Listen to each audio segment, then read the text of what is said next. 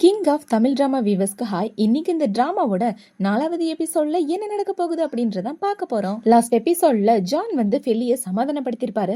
இப்ப இதுக்கு அடுத்து பாத்தீங்கன்னா அவர் சமாதானப்படுத்தினதுல இவளோட மனசே மாறிடுது. இப்ப அப்படியே இந்த பக்கம் நம்ம ட்வின்ஸ் பிரதரை தான் காட்டுறாங்க.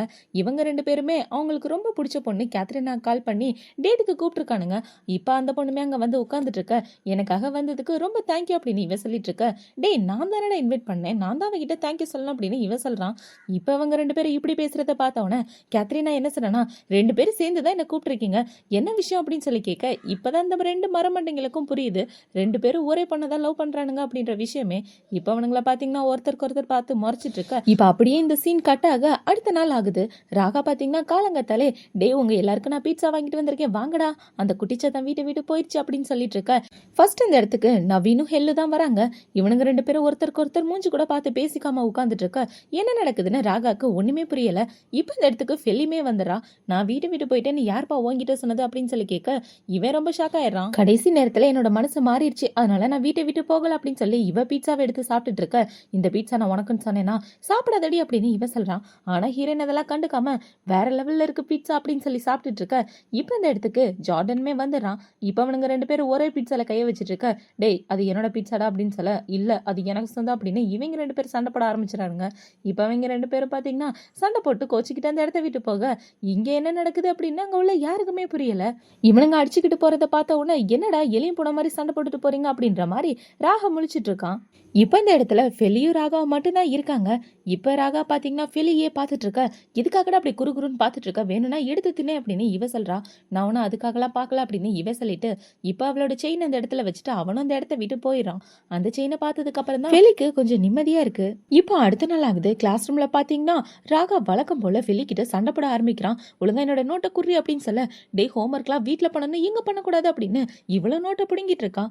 இவங்க 2 பேரும் இப்படி சண்டை போடுறத சார்லி பார்த்த உடனே அவளுக்கு ரொம்ப பொறாமை ஆயிட்டு அந்த இடத்த விட்டு போயிடுறா. இதை ஜார்டனுமே நோட் பண்றான்.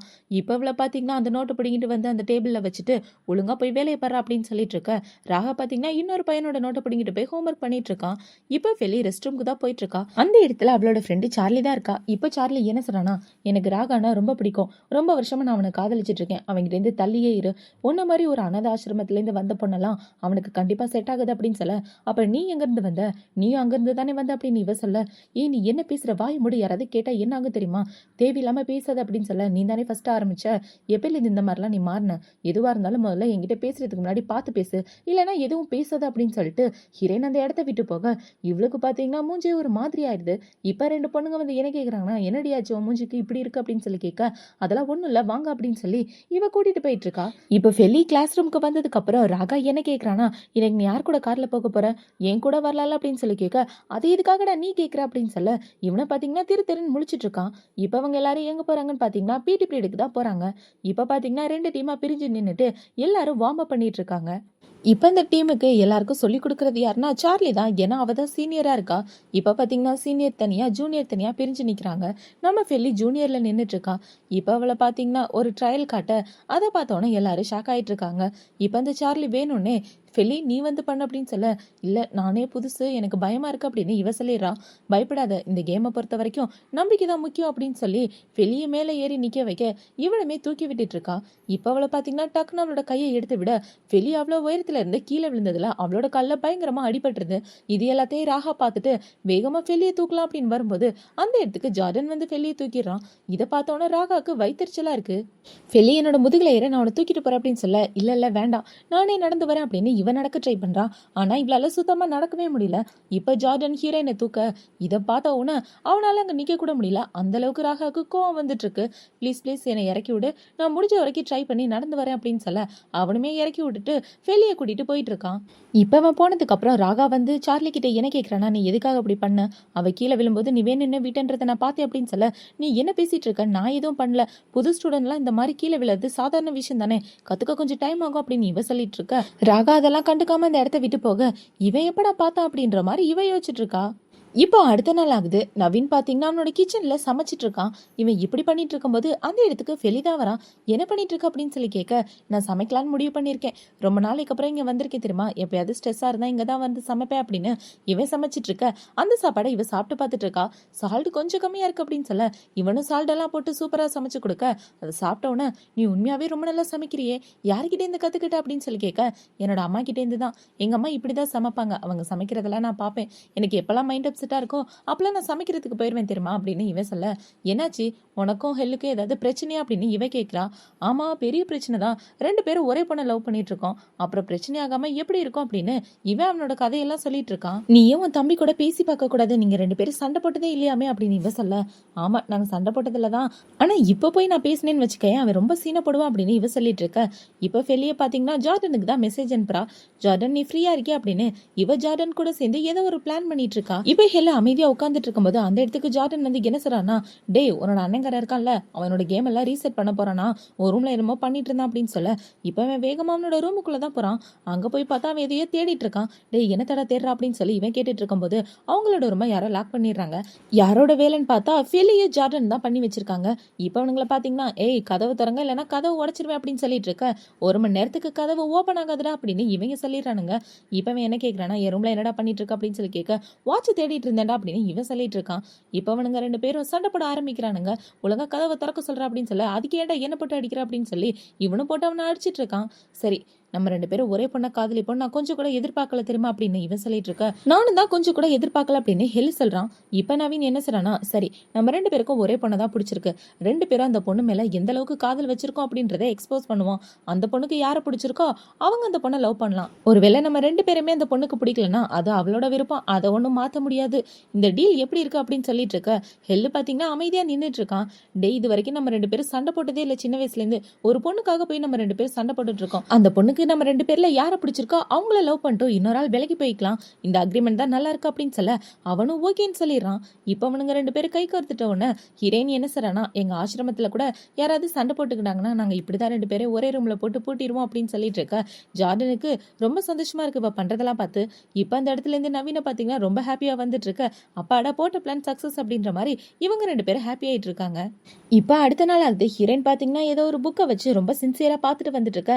ஜார்டன் என்ன கேட்கறானா, என்னாச்சு ஒரே பிஸியா இருக்கா அப்படின்னு சொல்லி கேட்க, அசைன்மெண்ட்ல கொஞ்சம் கன்ஃபியூஷனா இருக்கா, அது எப்படியாவது கம்ப்ளீட் பண்ணி ஆகணும் அப்படின்னு சொல்ல, சரி நானும் உன் கூட சேர்ந்து பண்றேன் வா போலாம் அப்படின்னு சொல்லி 2 பேரும் வெளியே போயிட்டு இருக்காங்க. இதை பார்த்த உடனே ராகாக்கு வயிற்றுச்சல் தாங்க முடியாம 2 பேரும் எங்க போறீங்க அப்படின்னு சொல்லி கேட்க, 2 பேரும் அசைன்மெண்ட் முடிக்கிறதுக்காக போறோம் அப்படின்னு இவன் சொல்லிடுறான். நானும் உங்க கூட சேர்ந்து வரேன் அப்படின்னு சொல்ல 3 பேரும் ஒன்னா சேர்ந்து போயிட்டு இருக்காங்க. இப்போ இந்த பக்கம் ஹெல் நவீன் 2 பேரையும் தான் காட்டுறாங்க. 2 பேரும் கேத்ரினாவை மீட் பண்றதுக்காக ஒரு இடத்துல வெயிட் பண்ணிட்டு இருக்கானுங்க. இப்போ அவனுங்க என்ன சொல்றாங்கன்னா, என்னடா கேத்ரினா கண்டிப்பா எனக்கு தான் பாக்குறியா அப்படின்னு சொல்லி பூவா தலையை பார்த்து விளையாடிட்டு இருக்கும்போது அந்த இடத்துக்கு கேத்ரினா தான் வரா.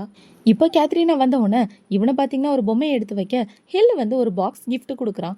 இதை பார்த்தவன இவ ஷாக் ஆயிட்டு, உங்க 2 பேருக்கு எப்படி தெரியும் நான் லண்டன் போற விஷயம் அப்படின்னு சொல்லி கேட்க, என்னது லண்டன் போறியா அப்படின்னு இவனுங்க 2 பேரும் முழிச்சிட்டு இருக்கானுங்க. இப்போ வந்து 2 கிஃப்டையுமே வாங்கி வச்சிட்டு இருக்க, என்ன இவ 2 பேரோட கிஃப்டையும் வாங்கி வச்சுக்கிட்டா அப்படின்ற மாதிரி இவனுங்க பார்த்தீங்கன்னா திருன்னு முழிச்சிட்டு இருக்கானுங்க.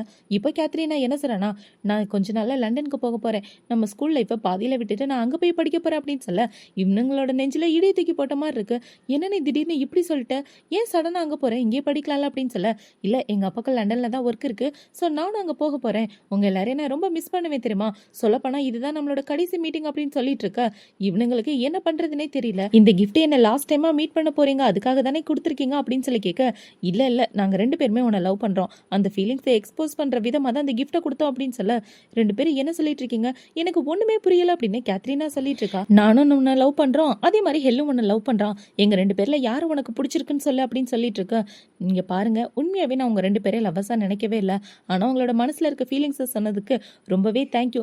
நான் இப்போதைக்கு என்னோட படிப்புல மட்டும் தான் கான்சென்ட்ரேட் பண்ணலான்னு இருக்கேன். அது மட்டும் இல்லாம லண்டன் போனதுக்கு அப்புறம் நம்மளோட இந்த ரிலேஷன்ஷிப் லாங் டிஸ்டன்ஸ் ரிலேஷன்ஷிப்பா மாறிடும், அதுக்கப்புறம் லவ் எல்லாம் ரொம்ப கஷ்டமாயிரும், நம்ம 2 பேரும் நார்மல் ஃப்ரெண்ட்ஸாவே இருக்கலாமே, நீங்க 2 பேருமே எனக்கு எப்பவுமே ஸ்பெஷல் தான், என்னோட பெஸ்ட் ஃப்ரெண்ட்ஸ் மாதிரி அப்படின்னு சொல்லி இப்போ வந்த வெயிட்டர் கிட்ட என்ன சொன்னா, எங்க 3 பேரே ஒரு போட்டோ எடுங்க, கடைசி போட்டோவா இருக்கட்டும் அப்படின்னு சொல்லி இவ 2 பேருக்கும் நடுவில் போய் உட்கார்ந்துட்டு இருக்க. அவனுங்க 2 பேருக்கும் ரொம்ப சோகமா இருக்கு. காதலிச்ச பச்சை கிளி பாதியிலே பறந்து போயிருச்சு அப்படின்ற மாதிரி இவனுங்க அங்க மூஞ்ச வச்சிட்டு இருக்க கேத்ரினா மட்டும் தான் சிரிச்சுக்கிட்டே போஸ் கொடுத்துட்டு இருக்கா. இப்போ இந்த பக்கம் ஃபெலியை தான் காட்டுறாங்க. ஃபெலியை எங்க கூட்டிட்டு வந்திருக்கான்னு பாத்தீங்கன்னா ஒரு எக்ஸிபிஷனுக்கு தான் கூட்டிட்டு வந்துட்டு இருக்கான். இந்த இடம் பார்க்க ரொம்ப அழகா இருக்குல்ல, வாங்க நம்ம எல்லாரும் ஒரு போட்டோ எடுத்துக்கலாம் அப்படின்னு சொல்லி ஃபெலி அவளோட போன்ல போட்டோ எடுத்துட்டு இருக்க. இந்த போட்டோ பார்க்க கேவலமா இருக்கு, என் போன்ல எடுக்கிறேன் பாரு அப்படின்னு சொல்லி ராகா அவனோட போன்ல போட்டோ எடுக்கிறான். போட்டோனா இப்படி இருக்கணும் ஓகேவா, டேய் ரொம்ப நேரத்துக்கு இந்த இடத்துல இருக்க முடியாது, இன்னைக்கு அப்பாவோட பர்த்டே மறந்துட்டியா அப்படின்னு சொல்லி கேட்க, இன்னைக்கு ஜானோட பர்த்டேவா அப்படின்னு ஹீரோயினை கேட்கிறா. ஆமா அவரோட பர்த்டே தான், நான் எதுவுமே அவருக்குன்னு ப்ரிப்பேர் பண்ணலையே அப்படின்னு சொல்ல, அதெல்லாம் ஒன்றும் ப்ரிப்பேர் பண்ண வேணாம், சமைக்கிறவங்க கிட்ட சொல்லிட்டு அப்பாவுக்கு பிடிச்ச சீ ஃபுட்டை செய்ய சொல்லிட்டேன் அப்படின்னு ஜார்டன் சொல்லிட்டு இருக்க. என்னது சீ ஃபுட்டா அப்படின்னு இவ யோசிக்கிறா. ஏன் என்னாச்சு அப்படின்னு சொல்லி கேட்க, இல்லை சீ ஃபுட்னா எனக்கு கொஞ்சம் அலர்ஜி அப்படின்னு சொல்ல, கவலைப்படாத உனக்கு மட்டும் நான் தனியாக ஸ்பெஷலாக செய்ய சொல்லிடுறேன் அப்படின்னு இவ சொல்லிட்டு இருக்க. ரொம்ப தேங்க்யூ, சரி வெயிட் பண்ணுங்க நான் ரெஸ்ட்டும் போயிட்டு வரேன் அப்படின்னு சொல்லிட்டு அவன் இந்த இடத்த விட்டு வந்துடுறா. இவ போனதுக்கு அப்புறம் ராகா என்ன சொல்றானா, அவகிட்ட நெருங்காதன்னு சொன்னேன்ல, அப்புறம் எதுக்காக அவகிட்ட க்ளோஸ் ஆயிட்டு இருக்க அப்படின்னு சொல்லி ஜார்டனை திட்டிட்டு இருக்க. தேவையில்லாம அவ விஷயத்துல என் விஷயத்துல நீ தலையிடாதடா அப்படின்னு ஜார்டன் இவனை திட்டி விட்டுட்டான். இவன் திட்டின உடனே ராகா பாத்தீங்கன்னா கோச்சிக்கிட்டு அந்த இடத்த விட்டு போயிடுறான். இவன் இப்படி கோச்சிக்கிட்டு போறதோட தான் இந்த எபிசோட் முடியுது. அடுத்த எபிசோட்ல என்ன நடக்க போகுது அப்படின்றத நாளைக்கு பார்க்கலாம். பாய்.